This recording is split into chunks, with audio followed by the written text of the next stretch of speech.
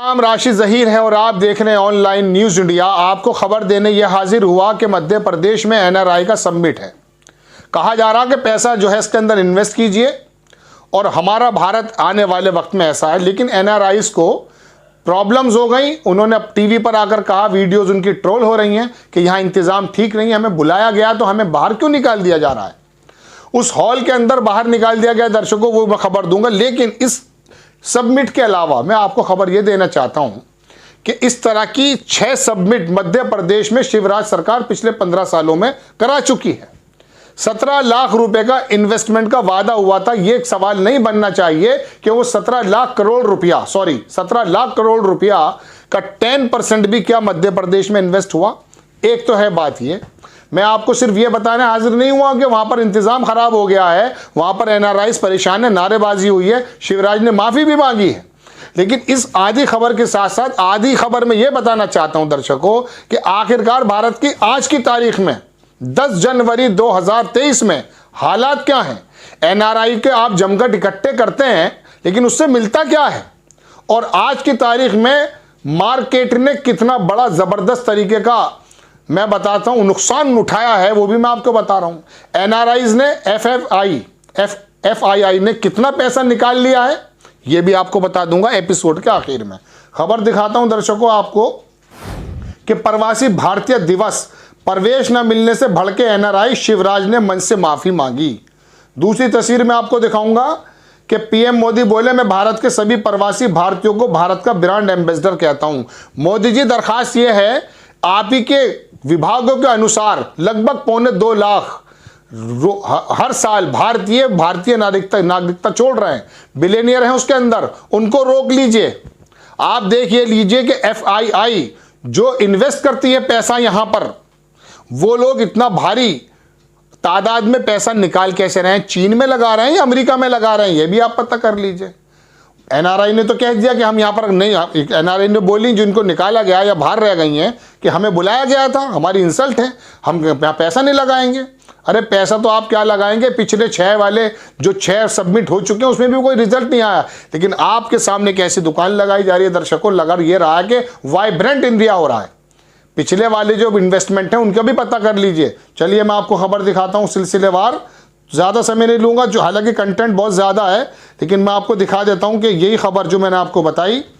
देखिए दर्शकों, आपकी स्क्रीन पर खबर, ईटीवी भारत ने उसको छापा है, आपकी स्क्रीन पर है, और शिवराज जी इसमें खड़े हुए हैं कि इंदौर प्रवासी सम्मेलन में हंगामा, हॉल में एनआरआईज को नहीं मिली एंट्री, कहा ऐसी बेइज्जती की उम्मीद नहीं थी, सीएम ने माफ़ी मांगी। आप वो देख लीजिए, एक एनआरआई हैं, इंदौर प्रवासी भारतीय सम्मेलन यूएसए से पहुंचे, अमेरिका से मेहमानों को नहीं मिली एंट्री, भड़के एनआरआई, कहा इंडिया में बहुत ज्यादा बेइज्जती हुई। वायरल वीडियो, ये वीडियो देख लें आप। All the way from USA, you can see this, and this is super insulting what we are going through here. I didn't expect this to happen कि हम लोगों को बोला गया कि आप टीवी पे देखिए। टीवी पे देखना मैं अपने घर पे देखूंगी बैठ के, मैं यहाँ आके देखूंगी, इतना पैसा खर्च करके आए हैं हम लोग, ये नहीं देखने आए हैं। दूसरी चीज कि हाँ, 8:30 बजे आ गए थे और बोल दिया गया कि सारे दरवाजे बंद हैं, हॉल फुल हो गया। हॉल फुल हो गया तो उसमें कितने लोग गवर्नमेंट के अंदर बैठे हुए हैं, और हम एनआरआई अतिथि देवो भव कल बोला गया था, ये अतिथि देवो भव ऐसे होता है। ये वीडियो देख चुके।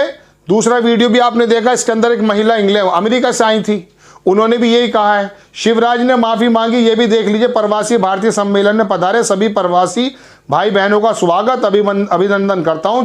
हॉल छोटा पड़ गया लेकिन दिल में आपके लिए प्रेम और स्नेह की कोई कमी नहीं। बहुत अच्छा जवाब दिया शिवराज ने, इसकी तारीफ होनी चाहिए। व्यवस्था खराब हो सकती है, मुझे बड़ी खबर ये नहीं लग रही है, हालांकि इसकी हेडिंग यही है। लेकिन इसके साथ साथ अब मैं आपको दर्शकों कुछ और दिखाना चाहता हूं। 2 या 2.5 मिनट लगेंगे, आपके सामने स्क्रीन पूरी आ जाएगी।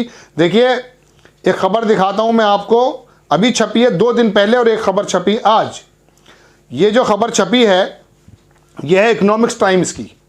इस खबर के अंदर दर्शकों मैं आपको यह दिखाना चाहता था, आपकी स्क्रीन पर खबर है और मैंने इसका स्क्रीन भी शॉट ले लिया था। मैं इसके अंदर के कंटेंट दिखाना चाहता हूं सिर्फ। इन्होंने शुरुआत तो कुछ इस तरह से की कि इंडियन क्रिकेट टीम जो है वो ज़बरदस्त ओपनिंग की है शुरू में, लेकिन एफएफआई ने क्या किया है, निफ्टी में 1.36 की क्लोजिंग का कट हो गया है। आगे देखें दर्शकों, मैं आपको स्क्रीनशॉट मैंने लिया हुआ है, मैं आपको सिलसिलेवार दिखाता हूं। एक जगह लिखता है अखबार में, हिंदी में कर देता हूं, आपकी स्क्रीन अंग्रेजी में है, कि सूचकांक जो है वो 3.5% की गिरावट के साथ दिसंबर में समाप्त हुआ है। ये 3 दिन पहले की रिपोर्ट मैं आपको बता रहा हूं। इसके अंदर दर्शकों वास्तव में 2022 में जो एफआईआई ने नकद बाजार से 3.25 लाख करोड़ रुपए की भारी निकासी की है। अंग्रेजी में लिखा हुआ है, आप हिंदी में देखते रहिएगा। हालांकि घरेलू जो हमारा डीआईआई है, एफआईआई का मतलब है बाहर से जो पैसा इन्वेस्ट हो रहा है, और डीआईआई का मतलब है डोमेस्टिक जो इन्वेस्टमेंट है। उन्होंने क्या किया, उन्होंने कुछ संतुलन बनाने की कोशिश की। उन्होंने 3,07,000 करोड़ रुपए का यहां पर कारोबार किया, संतुलन दिखा। हमारी जो मार्केट है वो बराबर लड़ रही है, लेकिन बाहर के लोगों का विश्वास कम हुआ है। आप दर्शकों देखेंगे एक रिपोर्ट और कि 3.5% की जो मैंने बात बताई, ये भी अंग्रेजी में लिखा हुआ है, लेकिन मैं हिंदी में आपको बता देता हूं अपनी जबान में कि 3.5% की पूरी फुल स्क्रीन पर लगाएंगे। ये गिरावट के साथ दिसंबर में बंद हुआ था। विदेशी संस्थागत यानी कि एफआईआई जो है, उन्होंने पिछले 6 महीने में दिसंबर को अगर उदाहरण छोड़ दिया जाए, हर एक जगह निराशा वाला प्रदर्शन किया है। दर्शकों अब आज की रिपोर्ट में दिखाता हूं, यह खबर है दलाल स्ट्रीट की।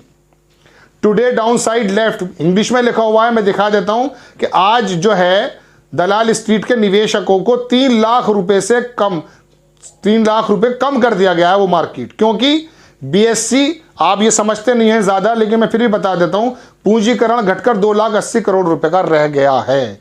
ये दलाल स्ट्रीट की आज की खबर बता रहा हूं, और इसकी सबसे बड़ी खबर अब आपकी स्क्रीन पर अंग्रेजी में है कि 1 बिलियन गॉन इन 6 डेज, 6 दिनों में $1 अरब चला गया है। क्यों?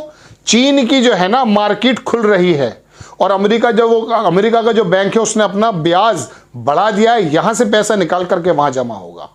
ये आज की खबर बता रहा हूं दर्शकों में। अब आप कहेंगे खबर कहां की थी, कहां मिला दी है। मैं सिर्फ ये बताना चाहता हूं कि मध्य प्रदेश में 15 वर्षों में 6 सम्मेलन हो गए, कितना पैसा इन्वेस्ट हुआ, और आज की खबर जब मैं आपसे मुखातिब हूं, हमारे 6 दिनों में $1 अरब चला गया। किसने निकाला है? सारा एफआईआई ने। ठीक, अब मैं एक खबर और दिखाता हूं आपको दर्शकों कि ये तमाम चीजें हैं। अब ये भी बता दीजिए कि पिछले साल से एनआरआई को तो आप बुला रहे हैं, लेकिन यहां के लोग क्यों छोड़ रहे हैं? आपको एक डाटा दिखाता हूं मैं, हालांकि इसे बीबीसी ने भी छापा कि गृह मंत्रालय के मुताबिक साल 2021 में 1,63,370 लोगों ने भारतीय नागरिकता छोड़ दी। संसद में पेश किए दस्तावेज में कहा गया कि इन लोगों ने निजी वाहनों से, निजी वजहों से, इसमें ज्यादातर बिलियनियर हैं जो मैं आपसे अर्ज कर रहा था, तो इन्हें रोक लीजिए। इस 8 सालों में 15 लाख लोग भारत छोड़कर चले गए। अब देखिएगा एनआरआई कब आता है। आखिरी बात करके खत्म कर रहा हूं, चूंकि डाटा बहुत ज्यादा था, जल्दी जल्दी आपके सामने बोलना पड़ा, माफी के साथ दर्शकों। एक स्क्रीन पर चीज दिखाता हूं आपको, ये यूनाइटेड इंडिया है, इन्होंने ट्वीट किया था, मैंने स्क्रीनशॉट रख लिया था कल। ये India's rising international stretcher under Modi regime, Modi regime में हमारे हालात क्या रहे हैं। एनआरआई जब पैसा इन्वेस्ट करता है ना, वो हालात देखता है, तमाम दुनिया के इंडेक्सेस देखता है। अब आप देख लीजिए इसको, क्या मैं आपको क्या कर अपनी रिपोर्ट खत्म कर दूंगा कि हमारा हेल्थ एंड सर्वाइवल जो इंडेक्सेस है दुनिया में, वो 2014 में 85 नंबर पे था, अब आज 146 पर है। हंगर इंडेक्स 55 में था, 214 में, आपकी स्क्रीन पर है, पूरा लग रहा है, ऊपर चल रहा है, स्क्रॉल हो रहा है, मैं बता रहा हूं। 55 था, 107 हो गया hunger index. Human freedom index आजादी 2014 में 106 पर थे, 150 पर आ गए। वर्ल्ड हैप्पीनेस स्वीडन नंबर 1 पे है दर्शकों, शायद 111 था 2014 में, आज 139 हो गया है। इन्वायरमेंट प्रोटेक्शन इंडेक्स 155 पे था, 180 हो गया है। जेंडर इक्वालिटी इंडेक्स 114 पे था, 135 हो गया। डेमोक्रेसी आजादी 33 पे था, 53 हो गया है। हमारे पासपोर्ट की पोजीशन 74वें नंबर पे थे, 90 पर आ गए हम लोग। ह्यूमन डेवलपमेंट इंडेक्सेस 130 पे था, 132 ये तो चल रहा है, पर क्या कई 5 सालों से 120, 30, 35 पे रहता है। प्रेस फ्रीडम इंडेक्स 140 पे था, अब 150। हमें जो है ना बर्मा के साथ, पाकिस्तान के साथ रख दिया गया। खैर दर्शकों, ये तमाम डाटा है। इस डाटा के मुताबिक आप अंदाजा कीजिएगा ये एनआरआई को जगह मिली नहीं मिली, ये बड़ी खबर नहीं है। वहाँ पे व्यवस्था कम है, ज़्यादा है, ये भी बड़ी खबर नहीं है। बड़ी खबर ये है कि 15 वर्षों में 6 सबमिट हुए थे, कितने रुपए का आपका इन्वेस्टमेंट हुआ है बाहर से और आपके अंदर का पैसा कितना जा रहा है। जल्दबाजी में मैंने बहुत जल्दी आपके सामने रखा है ताकि वीडियो लंबी ना हो। हमारा जो अंदर का जो हमारा इन्वेस्टमेंट है ना, जो हमारी मार्केट करती है, उसी के बारे में तो राहुल गांधी ने कहा था कि 6,000 रुपये पर मंथ जब कोरोना काल हुआ था उस समय लोगों के उस जनधन अकाउंट में चले जाएं, जो कांग्रेस की ही देन थी, जिसको बताते हैं भक्त के मोदी जी ले आए हैं। उसमें 6,000 रुपये पर मंथ, 72,000 रुपये साल अगर आम आदमी की जेब में जाएगा, वो लेकर निकलेगा, मार्केट में खरीदारी करेगा, लघु उद्योग चमक जाएगा। यह है बुनियादी ढांचा मजबूत करने की वजह। और बुनियादी ढांचे की बात, आखिरी बात कह देता हूं, हमारा कृषि वो कोरोना काल में भी माइनस में नहीं गया जब पूरी दुनिया उल्टी पड़ी थी। आपको खबर कैसी लगी अपनी राय कमेंट्स बॉक्स में जरूर दीजिए। चैनल को सब्सक्राइब कीजिए, शेयर कीजिए। नेक्स्ट टाइम किसी खबर के साथ आता हूं। जय हिंद। इस खबर को अभी लाइक करें, शेयर करें, अभी चैनल को सब्सक्राइब करें और घंटी जरूर